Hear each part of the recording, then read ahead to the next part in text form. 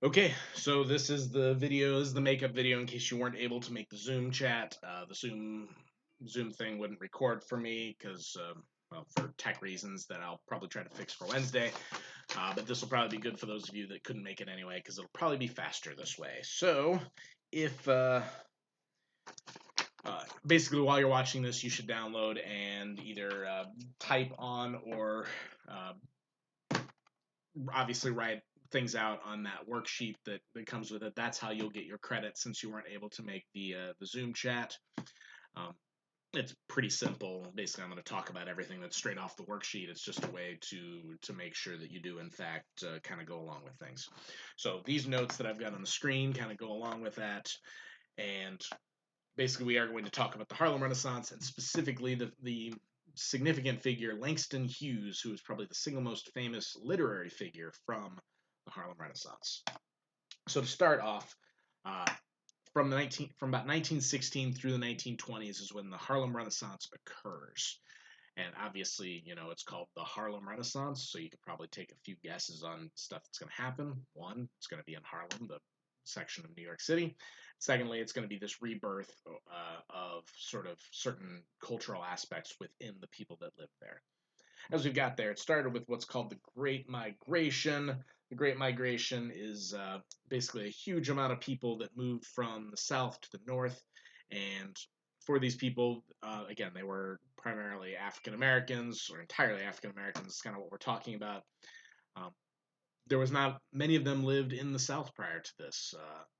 They were former slaves, or obviously in most cases they're probably a generation or two later because we are talking about some 60 years after that, but they are the family members of former slaves. And basically, the Southern systems, Jim Crow laws, all that stuff was certainly limiting their chances for social advancement. And with the break of World War I in 1914, basically a lot of men went overseas to fight in the war. So those men obviously were coming out of northern factories, in many cases also from the south as well. But the people coming out of the northern factories left job opportunities in the north. So a lot of southern blacks moved north during World War I, during this time period of 1916 to 1918, looking for opportunity, looking for a better life, basically. And there was huge influx of new people in northern cities. Chicago, Cleveland, New York City were three cities that got huge influxes of people. Uh, you're going to see many others on the map on the next page that we're going to look at. And on this slide, by the way, the only one that you're really going to hit is question number one. But uh, with so many people moving into this area, there was also a huge explosion of creative output because a lot of these people were people that were very, very bright, and they did want to go find work in factories, but some of them were musicians, some of them were just writers. And with these new communities, they were able to support artists, and these artists were able to learn from each other. That's one of the great things about, if you're a good artist, if you're a good musician, it benefits you to have other good musicians around. If you're a good athlete, it benefits you to have other good athletes around so that they can challenge you, you can challenge them, you can learn from each other. That's basically what happens. So there's this huge explosion of all these people that really kind of were fulfilling much bigger dreams than just moving north and working in a factory because they were able to start African American newspapers and basically bands and stuff like that. And that there was a community there that could actually support that. This map kind of shows again some of that migration.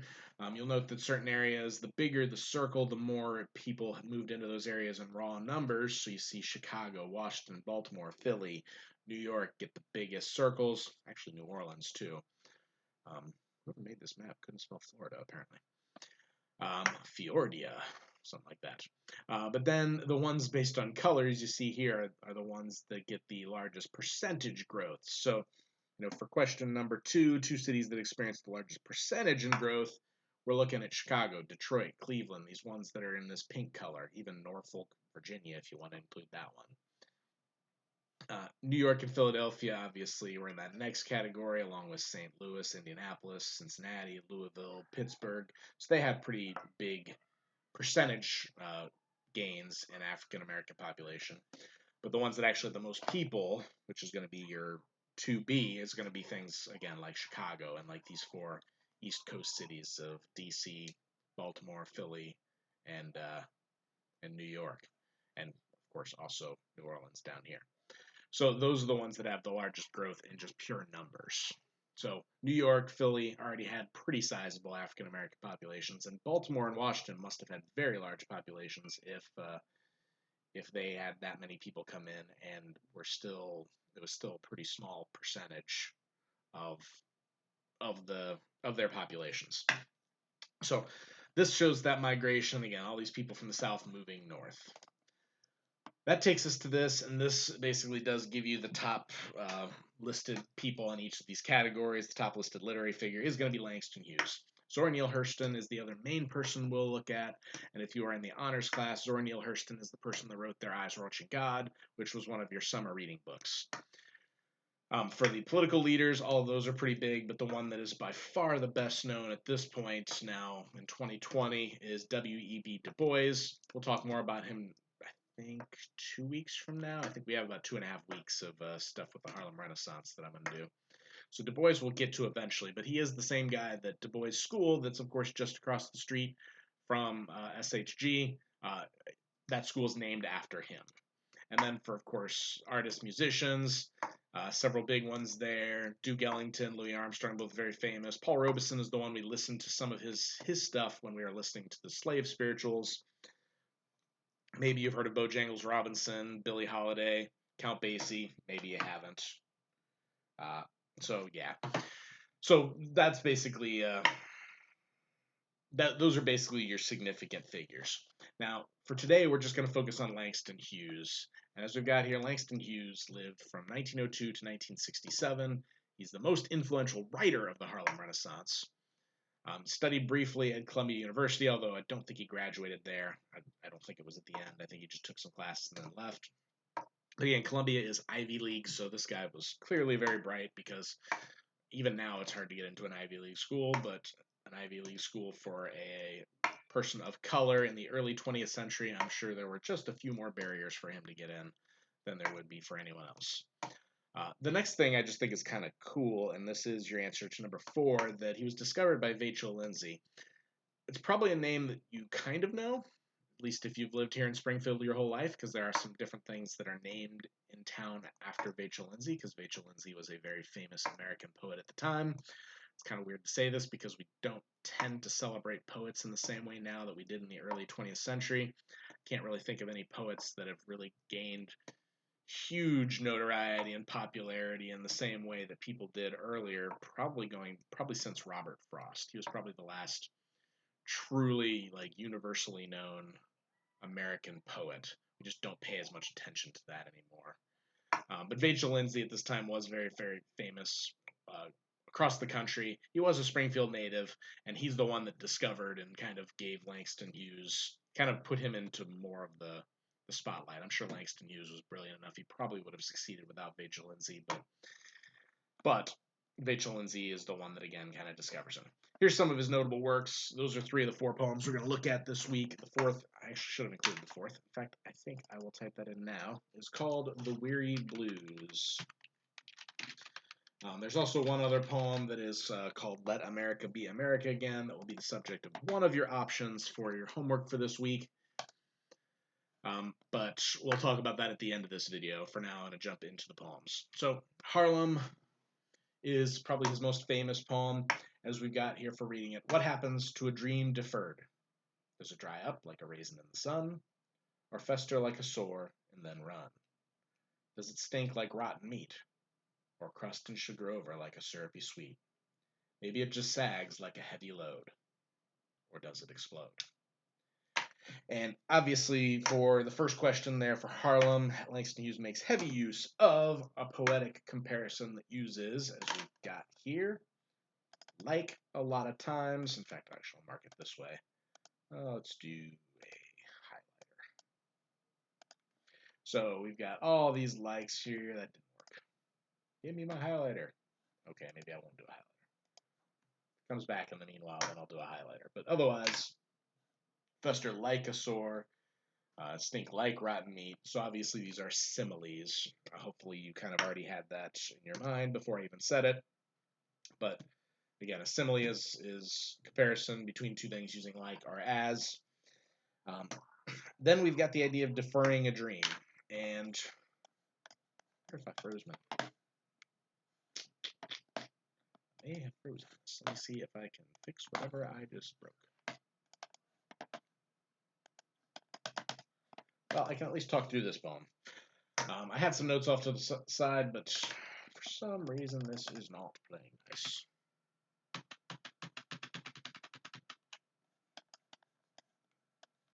Oh, there, everything got caught up. Fantastic. All right, so anyway, to defer something is to put it off to a later time. And Langston Hughes is kind of making the point that people of this time period, African Americans of this time period, have had to defer their dreams now for generations.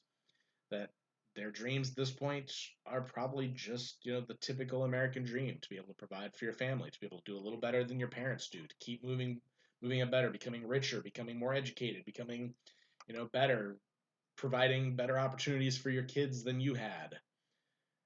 And these things just aren't happening. They're being stopped from being able to chase their dreams, whether it's those dreams that we talked about, or whether it's to be a musician, or whether it's to be president of the United States. That people of this time period, people of color of this time period, are being told that dream's not for you. Another poem that we did earlier this year that definitely ties in with Langston Hughes is From Mother to Son. I don't have it in these slides, but we did that around the time when we talked about it. It was that one, life for me ain't been no crystal stair, the first line of it. And the idea is that, the mother had it much tougher, that whatever path the son has, the mother had a tougher walk because of that. And same thing is still happening here, that these people are being asked to defer their dreams, to put it off, that maybe down the line, their kids, their grandkids, their great grandkids might be able to have those dreams. But what happens when you're told that that dream is not for you? What happens when we're told that, no, you can't be a doctor, you can't be a lawyer, you want to be a musician? Know your place. When you're being told those types of things, the basic idea here is, again, we've got similes and rhetorical questions that are being used. But here's kind of the main things he talks about, that those dreams could dry up, which is a pretty sad thing to talk about when we're talking about dreams. They can fester and ooze, which I think kind of ties in nicely with the last one of weighing you down. That the dreams could stink. That if you're, wanting to do something with your life and you're told that you can't, that it probably never goes off your mind that that's what you want to do, but that door's just not open to you. It's not that, if you have your shot, if you want to be like a famous baseball player or something like that, and you put all your energy into it, maybe you can get drafted, you make it up to AAA, but you never make it to the bigs. At least you had your shot. But this would be more like saying, like, no, you don't get drafted. You don't get to play college ball. You can play at a field with your friends because that's where your place is. Not in front of people, not getting paid for this stuff. So all these things are things, or does it explode? Which, again, this is the most evocative and powerful.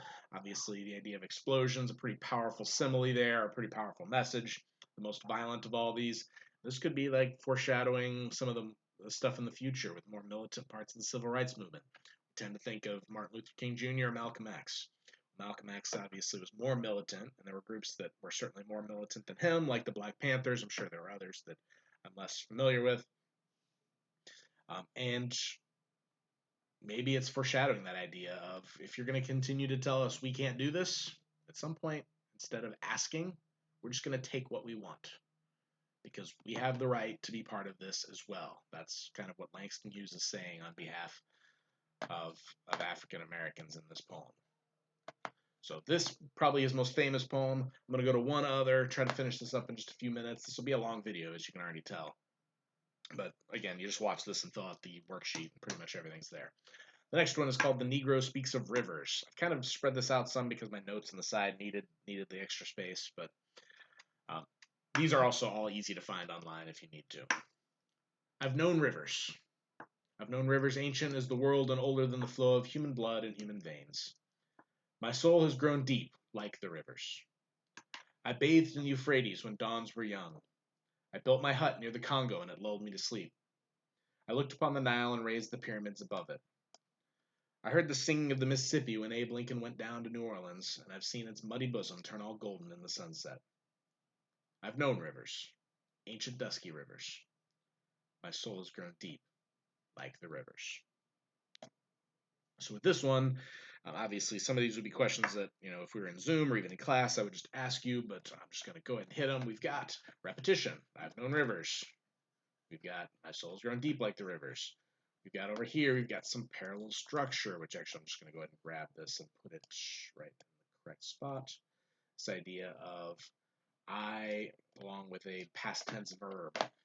This is all stuff that shows parallel structure. And then again, for repetition, we've got things like I've known rivers. My soul's grown deep like the rivers.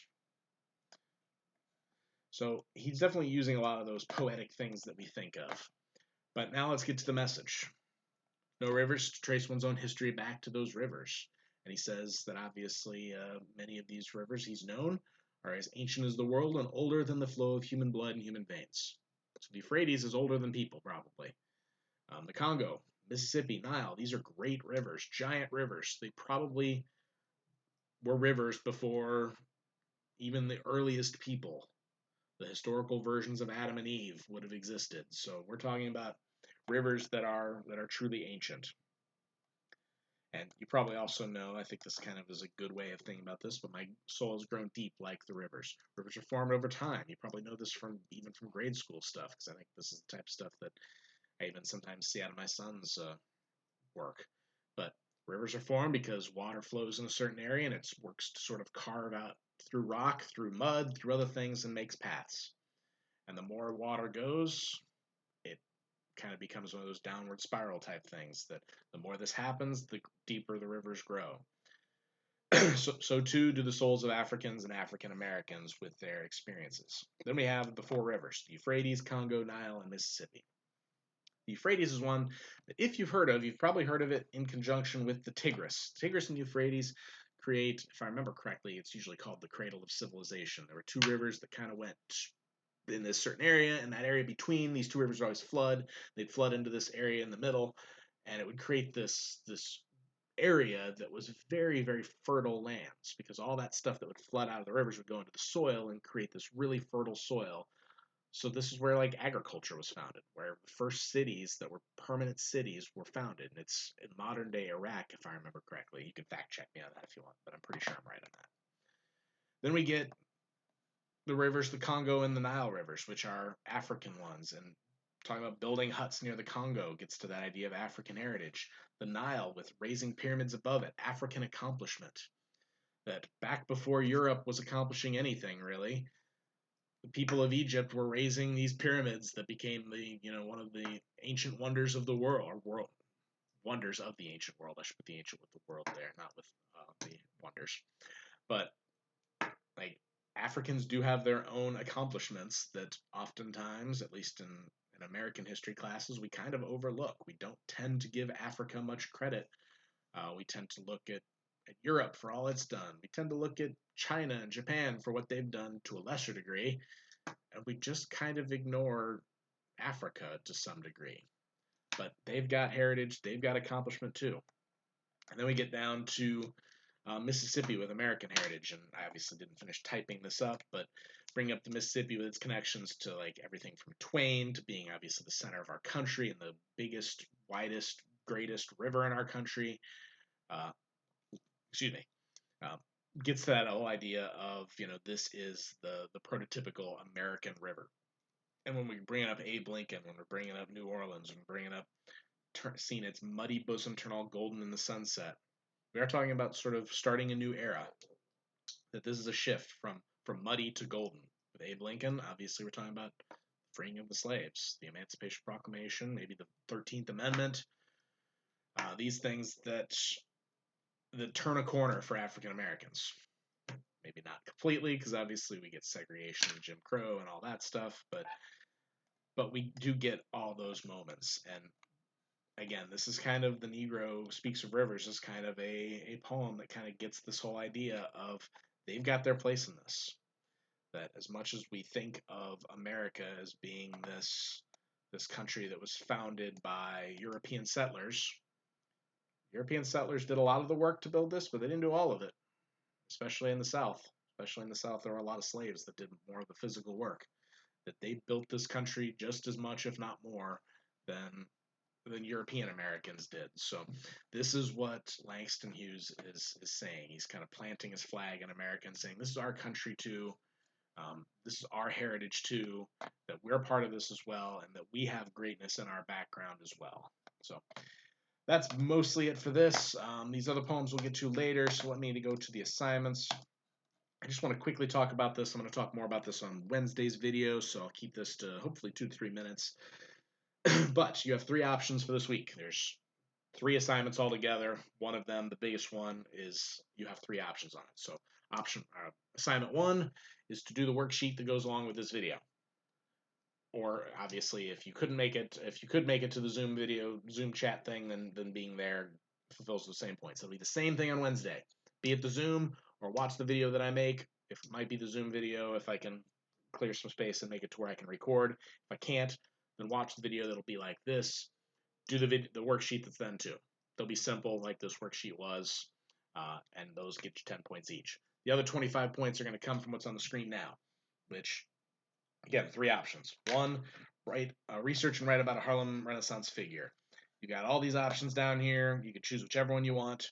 2 sources. You can use Wikipedia as one of them, but you have to use something else too, and you're just going to combine those sources and give me some information about Count Basie or W.E.B. Du Bois or Paul Robeson or whoever it is you want to write about. I haven't looked up information about all these to make sure that what's out there is sufficient to do 250 to 400 words. I'm sure it is, but some of them I'm sure will be harder than others. So if you start reading one and it seems hard, pick a different one. This is probably the easiest one, but it's probably also the least interesting one. So that's option 1. Option 2 is to annotate a long poem from Langston Hughes. This one requires less writing. So you can see down here, you're writing me approximately 200 words, but you're also annotating a poem, which is to do exactly what we just did. Print it off, put a whole bunch of notes on the side, like if, let me use the screen here. That's not what I want. I want this one. So if I'm looking at, for instance, the Negro Speaks of Rivers, you're going to like underline things, put arrows, mark a bunch of stuff there. It's sort of like what we did with the Raven way back, except this time you're doing it solo. And then you'll give me 200 words that kind of sums up what the poem is saying and calling back to the poem multiple times to show how Langston Hughes is developing that general idea. So for Harlem, the idea is to say, he's talking about dreams, he's talking about what happens to people who don't get access to their dreams, who are told that dream is not for you. He talks about all these different similes, talk about all the negative consequences. Give me 200 words on that, and you're there. And annotate it, obviously. So that's the second one. This one requires less writing, but more thinking than the first one does, because this one is just reading and regurgitating things to me. The third one probably requires the most work, but is probably the most interesting. And you cannot do this until Wednesday's video, so I wouldn't try to jump into it early. One of the poems we'll do then is called The Weary Blues. It is by, again, Langston Hughes, because that's all we're doing this week. Langston Hughes, the quick version of this is that he pulls things not only from other poetry, like, the styles of Shakespeare, of Walt Whitman, stuff like that, but he also pulls stuff from musicians of his time. So a lot of his poetry, especially The Weary Blues, does kind of owe some of its heritage to music rather than poetic means. So basically, we're going to talk about a whole bunch of stuff dealing with music and blues and how that ties into his poetry. And we're going to look through some of these songs, some of these older songs especially, and talk about how early African American music during this time period started with the slave spirituals that we've already talked about, Go Down Moses and Swing Low Sweet Chariot being probably the 2 most famous that we talked about, to the blues and jazz of the 1920s. This was the one that I thought was the easiest one for you to deal with, so I only gave you one option there. Then to things like B.B. King and Ray Charles in the 60s and 70s with that era of blues and also rhythm and blues, R&B. And then getting into modern R&B and hip-hop, where I've got options of Alicia Keys, which I spelled her name wrong. I'll fix it here, although on your version of it, it'll probably still be wrong because it's already posted. Or even hip-hop songs from people like Tupac and Kanye. So if you are good with music, this might be something that you do. If after Wednesday's video lecture or Zoom meeting, you feel like you can see the stuff that I'm talking about in different songs of different eras here, give it a shot. If you don't see those things, I'd probably stick to options 1 or 2. Either break down the poem up here called Let America Be America Again, which is posted on the assignment already, or just do the simple, historical figure one. I wanted to give you some options, though, in case if you did find this stuff more interesting. I wanted you to have a shot to do something that, was a little more interesting, especially since right now I don't know how much time or effort you want to put into your schoolwork. If you're bored and you want to try to write about Kanye and Tupac and stuff like that as for class, and you feel like you can do it effectively, then now you have the option to do so. We'll have another video like this on Wednesday. And then, like I said, this assignment, whichever one you choose, is due on Friday. Hope you're having a good week. Stay safe out there.